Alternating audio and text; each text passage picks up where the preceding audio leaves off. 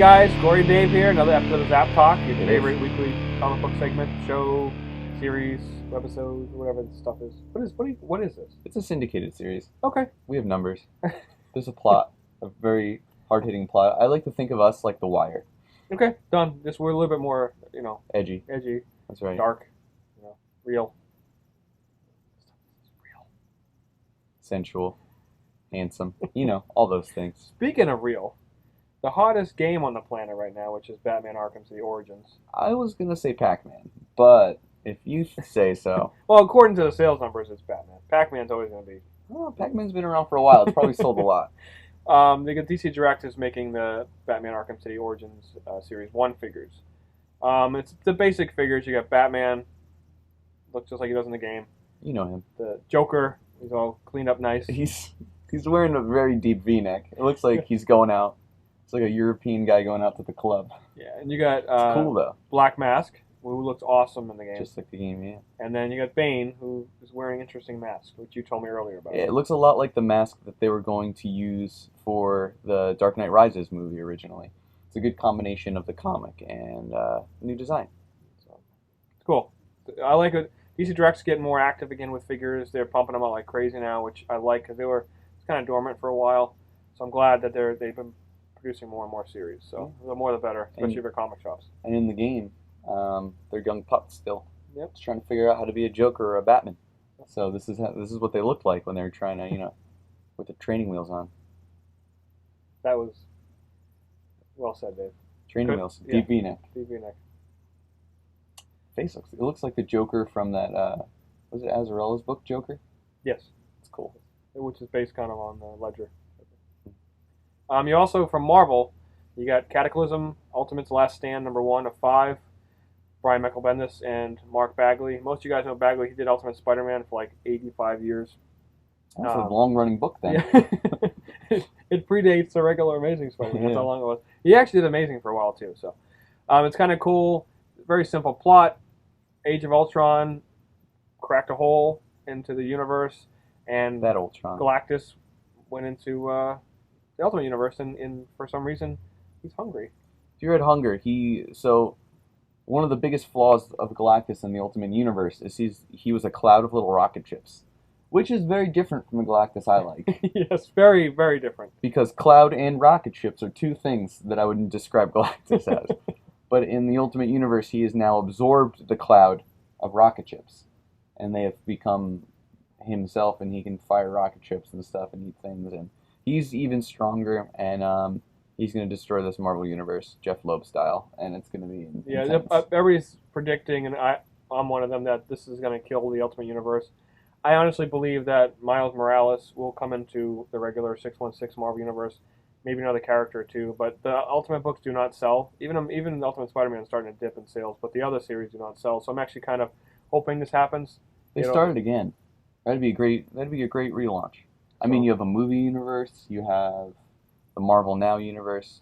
We'll see. See what happens. A fun one. And we got Amazing X-Men #1. I know it's another X-Men title.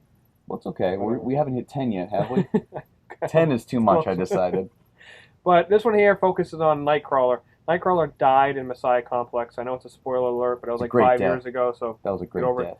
And apparently they caught wind that he might still be around. And he was like the heart and soul of X-Men, and his little buddies, if they know he's still around, they're going to go try and find him. And this team, of course, it's Wolverine, who's on every team. Beast. Is Beast what's he look like this time? Is he going to change again? I don't know. Maybe he'll just turn green or something. Storm, Iceman, and then North Star and Firestar. So it's the stars. It's the Star family. It's a different little take. At the same time, Wolverine's there. So I like Nightcrawler. It's Jason Aaron writing it, which he's awesome. And McGinnis is doing the art, which I love. I'm not sure how long he's going to be on the book for, because he tends to be slow with the art, which is, it's worth the wait. But the thing is, he doesn't stick with books for very long. So I'm not sure how long he's going to be on the book for. But we'll see how it goes. I like to see Nightcrawler back. He's one of my favorite X-Men characters. Interesting. I know it's another X-Men book, but is this a ongoing? Yeah. Oh, it's ongoing. So I mean, if they find Nightcrawler, add him to the cast. That should be I'll a little fun book. Sure, why not? There's no past people or future people.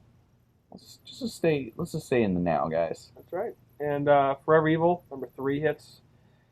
same thing going on. It's a 7-issue series, so they're gonna spread out as long as they can. The crime syndicate's here. Lex Luthor and the villains are like, no, no, no. We're just gonna figure out what their plot is. Yeah, they're gonna. Because every villain has a plot, and they haven't monologued it yet. Yeah. So this book expects some monologuing. Yeah, and apparently in this one there's like some big reveal is gonna happen with the crime syndicate and why they're here, and it's gonna change the DCU forever, which they seem to say about almost every book nowadays, and it doesn't seem to matter. Well, it does, because it's like it changed forever. This book didn't exist. Now it did. Maybe they're just like, no, we're bored. We're good guys, actually. To finish off the week with DC, which is a pretty big week for them, you get the 0-year tie-ins, which is now going to branch out of the Batman book. You got I think Detective Comics 25, Action Comics 25, I believe. Yeah, Superman's going to go and two detect others. things. Green Arrow 25, and lastly it is Batwing 25. So it's one of those things. I don't think you need to get the books, so don't be like, oh my god, are you kidding me? I have to buy all these books. You don't have to. I'm sure it coincides with each character, but I think it's only into one of these issues anyway, so you can get it, but you don't need to buy Batwing if you don't want to. I think if you read Batwing, then you should get it. But if you just read Batman, you don't need to get Batwing or Green Arrow. I'm not saying you shouldn't, but you don't need to. And if you already do, it's a plus. And some honorable mentions this week. You got Superman Unchained #4. Scott Snyder, of course, with Jim Lee. It's been almost 2 months since we got an issue. And lastly, you got East to West #7. It's a crazy book here. Crazy book here. People they love that book. Yeah, if you want to see all the rest that's a book. You ever see that book? Oh, I've seen it. People really like that book, especially here. You can hop onto that for $9.99 trade. Yeah, volume 1, $9.99. Start reading the book that people like. That's right. It's called the East of West, that book.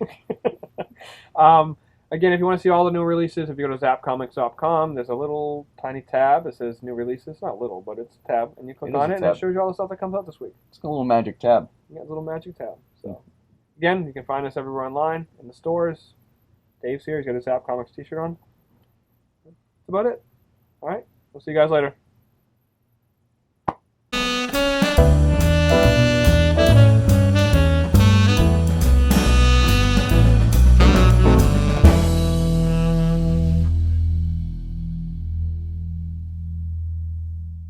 You just looked at me. Are we going to lose?